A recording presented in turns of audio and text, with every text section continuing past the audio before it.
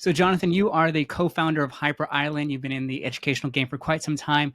I'm curious, what have been some of the biggest learnings you've had from building educational experiences? Wow, that's a great question. I think the first thing is not to start where everybody else starts.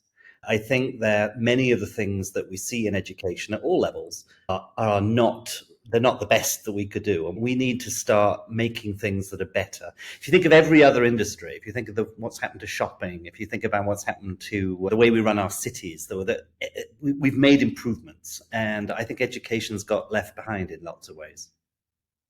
I'm curious, do you think it makes sense to learn from other industries outside of education if educational has, let's say, plateaued a bit in terms of the growth? It's certainly worth it. It's certainly worth looking, for example, at the movie industry, at the music industry, and at the games industry and learning bits from them. I'm not suggesting we turn everything into movies, music, or anything else, but I think we certainly can learn from other industries. I think it makes sense. So you and I teach at a couple of universities, and so I teach undergrad, and so I try to incorporate a bit of pop culture in there as well too to make it relevant for them because sometimes the principles or theories can be a bit dry. So I try to incorporate that just to make some relevance to it, if that makes sense. Not sure if that's something worth exploring in terms of education. I think it is. I think making it fun and providing some theatre, in other words, of actually making it highly relevant. But I think my starting point is slightly different. And that is that when we look at most education, it's some guy, often a guy, standing up on stage telling people stuff. And I think that is actually not very effective as a way of getting people to learn. It never has been. It was quite efficient because it allowed lots of people to sit at the feet of traditional monks and transcribe bits of biblical text. But in terms of learning, it's actually not very good. So I think instead, what we have to do is give people really interesting things to do, interesting problems to solve, real problems to solve, gnarly, wicked problems to solve, and then give them the support and the tools to allow them to do that solving. So that's my approach. And it was the approach when we started Hyper Island. It's the approach I use in all my teaching. And I think that creates the sort of relevance that I think is going to be really valuable to the learners. Yeah, I love that approach, looking from problem first point of view. I'm curious how you decide on which problem to choose because that can vary depending on whether it's a educational institute or organization. Sometimes they don't know what the problem is, or does it matter what the problem is? Yeah, I think it does matter, but I suppose that is one of the things we need to help people with is thinking through what is it that I'm trying to get out of this. Now, often there are more than one thing you want to get out of an educational experience. You may have some skills that you want the learner to acquire. You may want to make them better at using some sort of tools or whatever. You may want to confront their existing knowledge or their existing understanding and show that there's some other sides to it. Often, I think education is actually about you and I. And what I mean by that is that what you're going to be doing is reflecting on your feelings and your knowledge and your understanding of something as a learner. And so I think the problems we want to solve want to be trying to look at that. The sort of things I've got involved with, you and I both worked a lot in marketing. So I'd like to confront people with what works and what might not work inside marketing and say, look, let's try and deconstruct and then reconstruct how we would tackle a particular problem for a particular client. So how would you sell a particular product out in the marketplace? Get them actively involved in that discussions of that, and then give them some theory and some resources and some tools to actually try some stuff out. And I'd go even further than that and say they should actually do some of everything we ask them to do. So they should buy some Google advertising. They should create content and then see how easy it is to find. And it depends on the course. Clearly, if you're doing a 3-hour course, it's different from if you're doing something over 3 months. But I think getting people actively involved in making something is key. I completely agree. I think it's the way I run my educational sessions as well is to get them doing things, whether it's exercises or working on case studies. And to your point, making them understand how it is to actually do it, get their hands dirty, I would say. But once you've identified the problem, what are some of the tools or resources you would give students or learners? If I've identified a problem, I will sit down and say, I wonder how other people are helping people understand this particular problem. So I might assemble a resource kit, which I would say to the learners, hey, here's 20 things I've found. You go and find your own, but here's 20 things I've found, which you should have a look at before we get to have a conversation in any sort of classroom. So I'm very keen on this idea that the learners should do as much of the preparation work as they possibly can. That means they will often come with a sort of a reasonable understanding of the basics of a particular set of ideas, but we can use the in-class time, we can use the face-to-face time as a way of really exploring that and deepening that understanding, rather than trying to make the time we have together about me showing off that I know something, which I think is rarely a good idea. Got it. So you would have them do the prep work beforehand. The question is, this is what I would struggle with as well, is how do you motivate them, incentivize them to do that? Whether it's because it's a corporate or student, they have other things to do, and sometimes that's the last thing on their agenda list. How do you motivate people to do some of that prep work? So I think you need to build a relationship with them. And so I think it depends on the type of learning you're trying to do. I think if you're working in a long-term undergraduate or master's program, then you build the relationship with them over time and you gradually move more and more of the work to them instead of from you. So it's a balance. So when we were working at Hyper Island, that was very much the approach, which is that they need to learn how to learn over a long period of time. Over 15 months, they are gradually taking on more and more autonomy. But you start with the process learning within that particular way. I think when you're working with companies, it's harder. Mm. And I think the thing to do is to let them come to you with problems or identify. So you don't give them a piece of homework. What you do is you give them something to do which sort of allows you to collect data, which you're then going to use as the stimulus at the start of your session. So I will go and say, what are the top 10 things you're struggling with at the moment? What are the technologies that you're thing? I'm very keen on giving people ways of telling me what their needs are, which I can then respond to early in the process. But as I say, it really depends on the nature of the engagement that we're in. It will be different. I did something recently where we were working with 100 people for 2 days in a big hotel setting. And it was fantastic because I think they were expecting that they would be lectured to, the sort of TED talk. I love TED Talks, but I don't love the idea that's education. TED Talks are like Netflix. They're a piece of entertainment, all right, in lots of ways. And they're about showing off how clever you are. But they're great from that point of view. But instead of that, what we did was we gave them some problems to solve. These were really sort of difficult problems in the supply chain area.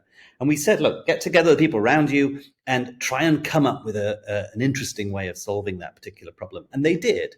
And I think it's about setting expectations that this is the way it's the way we're going to learn today. We're going to learn in a way that is very hands-on, that maybe it has some tools involved. Go and do stuff, go and try stuff out. I'm big on ChatGPT at the moment. I think everybody should have it at their fingertips. So you can say, look, why don't you go and compare what Google says to what ChatGPT says? And let's have a discussion there. So that's the sort of preparation we can do right at the beginning of a session. We don't have to do that in advance. They're sitting in the room. They've had their coffee. They've had their bagels. We're now ready with them. And so we say, here's a problem to solve. Why don't you try and solve this problem in 3 different ways? And then compare your answers. Why are we getting different answers? What answers would you have given? So the conversation comes very quickly after the provocation. Yeah, I love that approach. And I was going to ask you, you answered my question. How do you do it with larger team sizes? So if you did it with 200, it sounds like that approach would still work. This obviously works in a smaller setting as well too. It's about being brave, but I think also it's about establishing who you are as a teacher. All right. So are you there as an expert, which I think often it's a comfortable role for many of us. We like standing up and talking at people. But much more interesting, I think, is that being there as a co-learner. So actually saying, look, hey, look, the technology is changing every day. Look, let's look at the news headlines in today's marketing press or in today's whatever it is, and let's try and unpack that. And I'm going to be here. I haven't seen today's headlines any more than you have. So why don't we work together on it? Let's try and make sense of it. You bring your sense making, and I'll bring my sense making. And what we'll try is unpack it. Okay, look, we need to actually do some research here. Why don't we break up into teams? Why don't you go and have a look at this and see whether this is true? Why don't you go and have a look at this and see if this is true? And why don't we try and make something based on what we're talking about? So it's using those sort of strategies. And I think they scale reasonably well. It's certainly nicer, I think, to work with a smaller group. But sometimes I think as long as you can get the level of energy, as long as you can define the role that you're playing, I think it's fine. And you can have incredibly engaging and interesting experiences. Yeah, I love it. And one thing we've spoken about is the difference between long-term educational journeys and short-term. So a long-term could be in an undergrad that's 13 weeks. It could be 15 months, Hyper Island. And then you have the short-term ones, usually about a 3.5 hour, maybe one day, quite short. How do you structure the two types? And we started with long-term and then going with short-term. How do you structure those sessions? So I think long term, what you need is to understand the sort of change you're going to make over that long period of time. What is it we're trying to do? And that you're going to break that down. Now, the sort of problems you might give, you might actually come back and revisit problems later in a long-term session. So I think that firstly, you are modularizing it in some ways. You're structuring it in some ways, but in other ways, you want to keep revisiting the same ideas. You want to say, remember what we did 3 weeks ago, and now let's do it a bit more and do it again. I think it's harder when you're working with short programs, but I think in some senses, it's recognizing that there are at least two big ideas you're going to be dealing with. One is the concept of the content or the outcomes that you've expected. But the second is that you're dealing with the people in the room. All right. And I think I'm trying to design for both of those. I'm trying to design to deliver on the content, but I'm also trying to design to deliver on the process. So I'm going to spend some time at the end of even a 3-hour session doing some sort of reflective activity. So something that says, what surprised you about what we've just talked about? How do you think it might be applied to what you're doing? I think the final thing to say on the short stuff is wherever possible, you should give people things to do immediately afterwards. So I think we've got lots of evidence that people don't learn very well in a 3-hour session. It's really hard. You probably won't learn reasonably well in a 20-minute session. But if you bang 20-minute sessions one after the other, you get a law of diminishing returns. So you might remember something from that 20 minutes, but the rest of the 3 hours, not so much. So what you need to do is revisit some of that stuff later after the 3 hours. And I think, therefore, we need to construct stuff. That was the reason we did assessment. We did assessment because then people could come back and try things out and prove that they knew something. I think we need to refashion assessment to make it more fun, to make it more interesting, make it more relevant, particularly in the days of generative AI, where your assessment can just be done by Claude or Bard or ChatGPT. But I think that's not what assessment really was about. What assessment was really about was practicing some of the things that you'd done in the 3-hour session. So I think it's those takeaways, it's those ideas that are going to be reused are going to be very important to whether you get anything out of the session. That makes sense. And I want to switch gears to a little bit more tactical because we talked about more strategic stuff. What are some of your favorite, and I want to give away everything away, but what are some of your favorite engagement or interactive exercises or activities you do with some of the learners? That's a very good question. I think no stupid questions is one of my favorite. Okay. So that can't be done right at the beginning of a session. But effectively, what I will do is I will ask people to write on Post-its questions about a particular topic that we are looking at. And then we will have a discussion around them. And there are literally no holes barred about what will be asked. Now, the reason for no holes barred or no stupid questions is that it allows you to make it entertaining. It allows you to read out questions that may be slightly not suitable for work or whatever. But I'm very interested in people being asked being able to ask questions, and that those questions should be anonymous.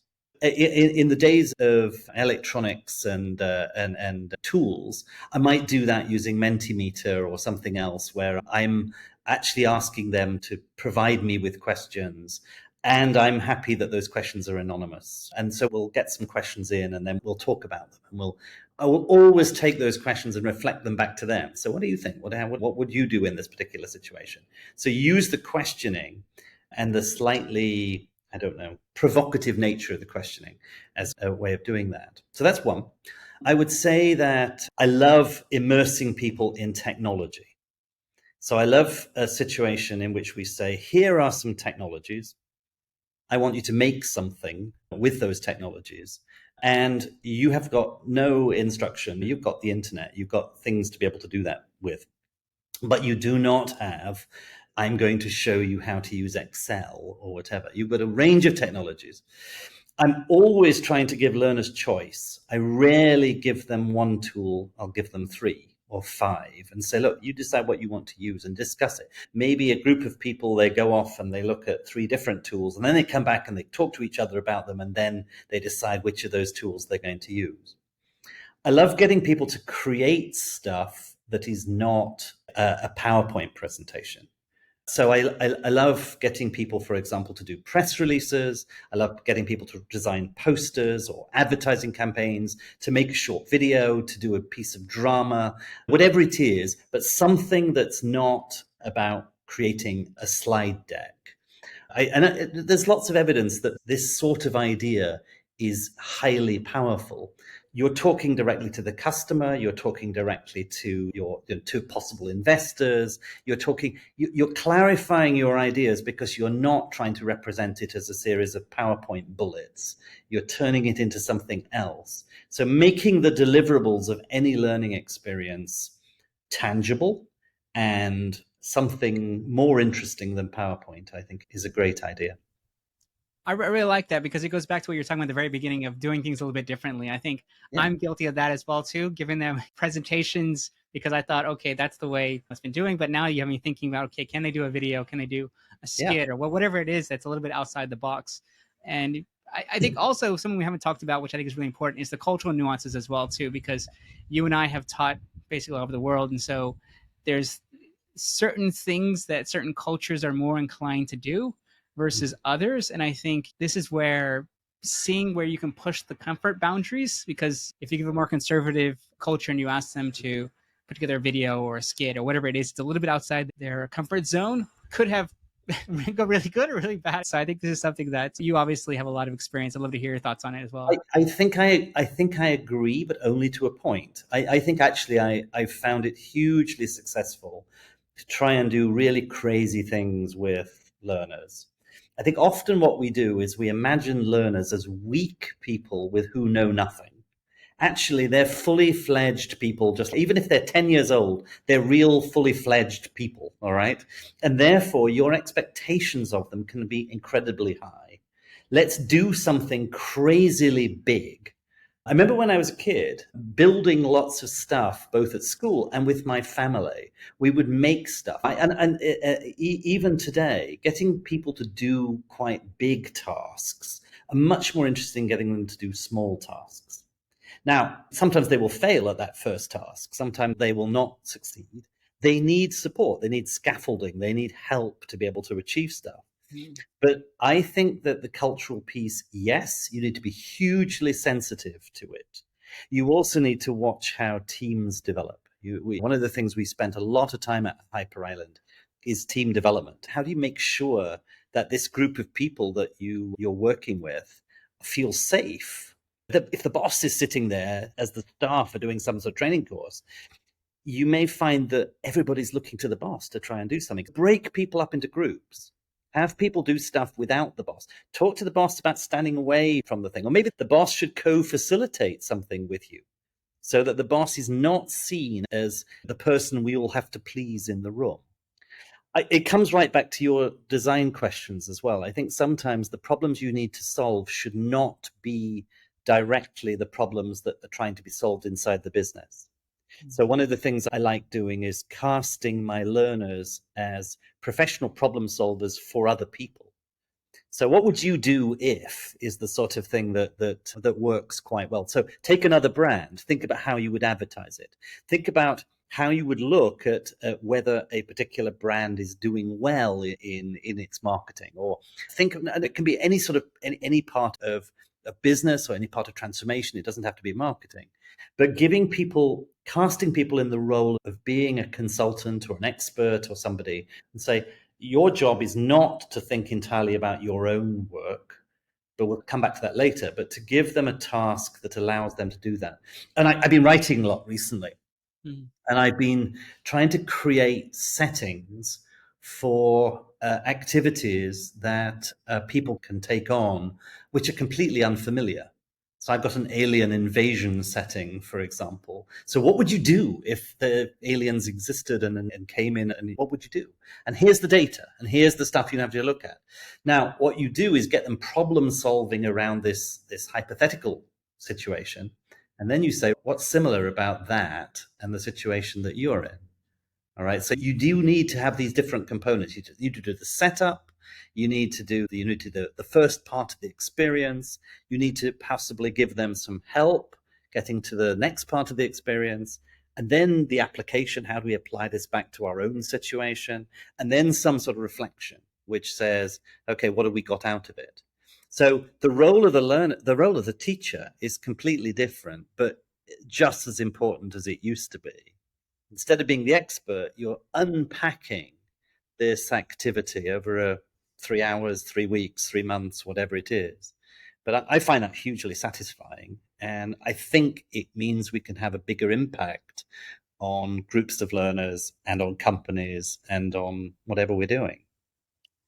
I love that so much. And the reason I say that is because it breaks away from what they're doing on a day-to-day basis. I think the biggest challenge I always hear, particularly from corporates, is can you tell us what our peers are doing? And can you tell us what it's the same thing? And I said, no, I can bring in some examples just to some relevance, but I try not to do that because, like you said, they're already looking at the same things. And if you look at the same spectrum of problems, they're pretty much the same. Regardless of the brand, they're going after the same problem. So I like your idea of bringing these kind of hypothetical, kind of off the wall ideas because it gets the brain thinking in a different way, and then it brings them back. Because that was the question I was going to ask you: is how do you bring it back? Because that's something the boss will ask you. Okay, what does this have to do with supply chain? What does this have to do with Yeah, chemicals? yeah. But I think I love the way you brought together. But I think it is by structuring. It's by creating. Look, if I was a filmmaker, if I was a storyteller, I am a storyteller. But if I was a different type of storyteller, then the idea of creating the arc of a story, that is, that it needs a beginning, a middle, and an end, and it needs periods of intensity and periods of emotion. I think designing learning to affect emotion is hugely important. How do I want my learners to feel? Okay. Where do I want them to be struggling? I think struggling is good. I'm a great believer in a little bit of struggle. All right. Because I think we learn best when we're being asked to solve things that are genuinely unknown. We don't work, if you're trying to repeat the experiment that somebody's already done, it's not so interesting. But if you've got a new twist on that experiment and you're trying to do something that's a little bit different, then I think it's hugely interesting. But it is about creating that sort of choreography. It is about creating the whole structure. And I think one of the big problems for the learning design industry is that we're not understood at the moment at all. So people don't invest hugely in learning design, and they should do. What they do instead is to imagine that if you chunk the knowledge, the facts, into a series of things, you make a set of little short videos, and then you subject your learners to the idea that they can watch these videos in any order, that somehow learning will take place. I don't think learning takes place under those circumstances at all. All right. I think that the micro learning we've seen, I think is really boring. You go and watch people play Fortnite, they're all learning. All right. The idea of getting together with other people and solving puzzles and quests and going on a mission, that's absolutely what learning is about. What we need to do is to take that sort of approach and apply it to the sorts of business problems and the sort of social problems and the sorts of training that we need to be doing inside our business. And that's what learning design needs to be about. Not chunking it to bits, but actually creating immersive stories. And that doesn't require us to do lots of VR, and immersive stories can be very easy to tell. But if we do those immersive stories, then learning will actually happen. And that will have an impact on business, and that will have an impact on the results of the business. I love that because it got me thinking about structuring learning from a different way. I'm guilty of a lot of the things that we've talked about today, but the, which is a good thing. Writing or creating a long-term learning experience, like it's writing a movie or a play, or like you said, that's much more engaging, not only for I think the learner, but also from the teacher or the professor or whatever it is, because goes back to what you're saying. You're guiding them on this journey, and this is something that is easier said than done. Is connecting the things, because like I said, if you have a long-term program and things aren't connected, it's like a TV show. If one character changes the name, what are we talking about? Why are we still watching this? I think that piece is really important. That we could probably do an entire session on that going out. But another thing that you talked about, which was around assessments, and I'll get more of your thoughts on this, because how do you gauge the success of a learning now? For us, it's pretty easy. Like we get our satisfaction ratings and things like that. But from a learner's point of view, how do you assess not only the learning, but also how much they've progressed in what they're doing? So, who's the best people to understand what learning has taken place but the learner? All right. So, in some senses, what we need to do is to allow them to demonstrate that the learning has taken place and to recognize that it has. So, not just demonstrate it, but also recognize that they have demonstrated it.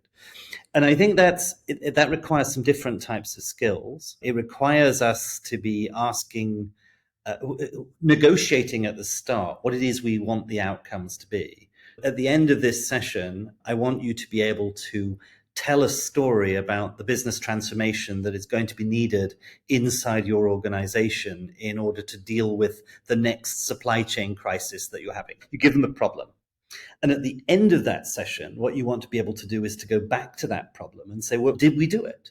What do you think? They need to be involved. They're the only people who can tell. All right. Now, they might produce something. They might show a resilience plan that they've created in order to deal with this next supply chain crisis. They might show that they've understood where you could find the right sort of data, or they've tapped into the right sort of expertise inside the organization. There's all sorts of things we could do. But the best thing they can do is build up a portfolio of evidence that allows them to demonstrate, yes, I can do this. Think about how we teach in an art school. All right. In an art school, we get people to create art.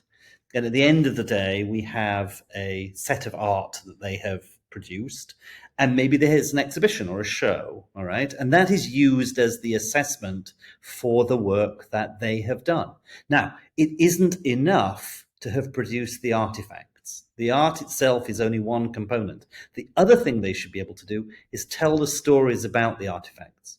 How did you produce this? Why did you produce it? What was the reasons? What were the struggles you had around the materials that you used? When we created Hyper Island, what we tried to do was to say that everybody needed to be more art school, more business school, and more technology focused. It wasn't one of these skills you need all of them. So we try to steal the best parts of traditional universities, but say, why don't we use the art crit mechanism? That's the mechanism by which people defend the art that they've produced. Why don't we use that in business? Why don't we use that in technology? Technology is fantastic because we can actually see a program running. We can make something. All right. We can show that we have mastered the tools. And business is great because we can show the value of what we're trying to do. So business, technology, and design all in one. And then add into that leadership. How have you changed as a person by doing this particular project? How does that make you feel? So I think the assessment needs to be different. I think rarely is it going to be something we can do through multiple choice questions. I think it's going to be something we're going to have to do through conversation. That means assessment becomes expensive and design becomes expensive. I already said design becomes expensive. We're going to put these two things together and say that learning is a real challenge for many organizations. But to do it well and to make change happen, we need to do all of these different pieces. I completely agree. And like I said, you've given me so many insights, and I'm sure the audience listening and watching today's episode. So, Jonathan, thank you so much. Like I said, I could always speak to you for hours, but I'm seeing your time, and I appreciate you sharing all your insights and wisdom with us today. Thank you very much. Really enjoyed it. Thank you. Absolutely. And for everyone watching, listening to this episode, this is something you got to share because education is crucial to us all. Some super practical tips in here. So please feel free to share today's episode, and we'll see you next time.